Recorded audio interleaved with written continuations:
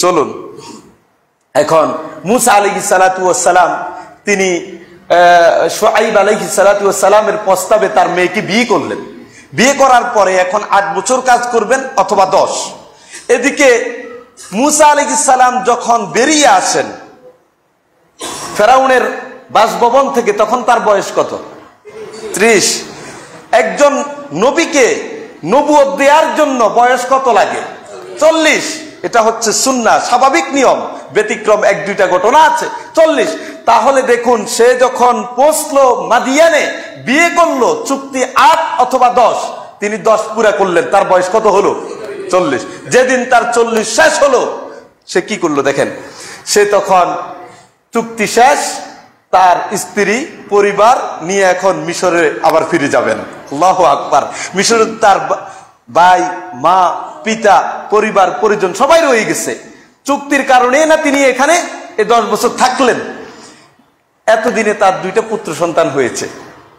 মুসা আলাইহিস সালামের 2জন পুত্র সন্তান হলো, এবং যখন চুক্তি শেষ হয়ে তিনি আবার মিশরের দিকে ফিরে যেতে চাইলেন, শ্বশুর শুআইব আলাইহিস সালাতু ওয়াস সালাম তাকে হাদিয়া হিসাবে 1 পাল দুম্বা দিলেন। দুম্বা 1 পাল, মানে অনেকগুলি দুম্বা দিলেন।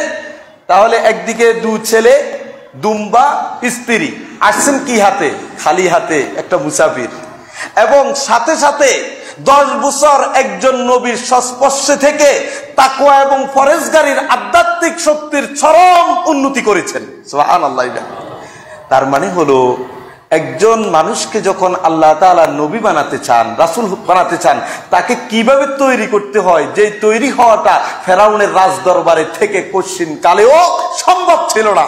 দেখেন বিশ্বনবী মুহাম্মদুর রাসূলুল্লাহ নবী হওয়ার আগে হেরা গুহায় বসে বসে নির্জনে তিনি ইবাদত করে আল্লাহর সান্নিধ্য অর্জন করেছিলেন। ঠিক অনুরূপ ভাবে মুসা আলাইহিস সালামকে আল্লাহ তাআলা নবী বানাবেন, সেজন্য একটা উত্তম পরিবেশে আরেকজন নবীর সংস্পর্শে পাঠিয়ে 10 বছর তাকে সমাজে করে নবুয়ত পাওয়ার জন্য তাকে যোগ্য করে তৈরি করে নিয়েছেন। সুবহানাল্লাহ।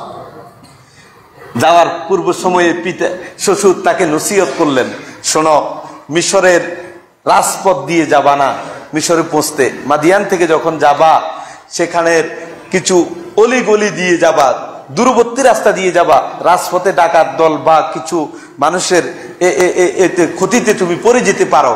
তখন এই শ্বশুরের থেকে পাওয়া দুম্বা, পরিবার, সন্তান এগুলি নিয়ে তিনি রওনা হলেন। পরামর্শক্রমে একটু রাজপথ এড়িয়ে লোকাল পথগুলি দিয়ে তিনি চলতে শুরু করলেন। সেটাও আল্লাহর পরিকল্পনা। দেখুন সেটা কেমন হলো। তিনি যেতে যেতে যখন তুর পাহাড়ের কাছে গেলেন, তুর পাহাড়, তিনি এখন রওনা হয়েছেন কোথায়? মিশরের উদ্দেশ্যে, মাদিয়ান থেকে সবাইকে নিয়ে। তুর পাহাড়টা কোথায়? এটা হচ্ছে মিশরের সীমান্ত গেছে। সিনাই পর্বতের নাম শুনেছেন? আমরা যখন আল আজহারে পড়তাম তখন আল আজহারের ছাত্রদেরকে ওখানে নিয়ে যেত। তার উচ্চতা হলো ৭,৪৯৭ ফুট। আমরা উঠেছিলাম, মানে ৫-৬ ঘন্টা লেগেছে, একদম চূড়ায় উঠেছিলাম আমরা। ৭,৪৯৭ ফুট সিনাই পর্বত। তো সিনাই পর্বতের, সেটাকে পর্বতমালার একটা উপত্যকা, একটা উপত্যকাকে বলা হয় তুর পাহাড়। একটা উপত্যকাকে কি বলা হয়? তুর পাহাড়। সেখানে অনেকগুলি পর্বত, সিনাই পর্বত বিশাল এরিয়া নিয়ে, সেখানে একটা অংশ হলো তুর পাহাড়। যখন তিনি সেখানে গেলেন, তার স্ত্রী ছিল তার কাছাকাছি, সিনাই পর্বত এর কাছাকাছি গেলেন, তখন তার স্ত্রীর প্রসব বেদনা উঠেছে। তার মানে তার স্ত্রী গর্ভবতী ছিল। প্রসব বেদনা উঠলে প্রচন্ড শীতে, কনকনে শীতে তার একটু আগুনের প্রয়োজনীয়তা তারা অনুভব করলেন, কিন্তু সাথে তো কোনো আগুন নেই। তখন তিনি 2টা পাথরের মধ্যে বসে চেষ্টা করলেন আগুন বের করতে। পাথরে পাথরে ঘর্ষণ করলে আগুন হয়, কিন্তু সেটা শীতের কারণে সম্ভব হলো না। তখন তিনি চারদিকে তাকাচ্ছিলেন, কোথাও কোনো মানুষ দেখা যায় কিনা, আগুনের কোনো সন্ধান পাওয়া যায় কিনা। হঠাৎ দূরে দেখতে পেলেন যে একটা গাছের উপরে আগুন জ্বলছে, বা একটু উপরে আগুন জ্বলছে, আগুন। তখন তিনি তার পরিবার পরিজনকে বললেন, ইজরা নারান ফাকালা লি আহলিহিম কুসু ইন্নী আনাস্তু নারা।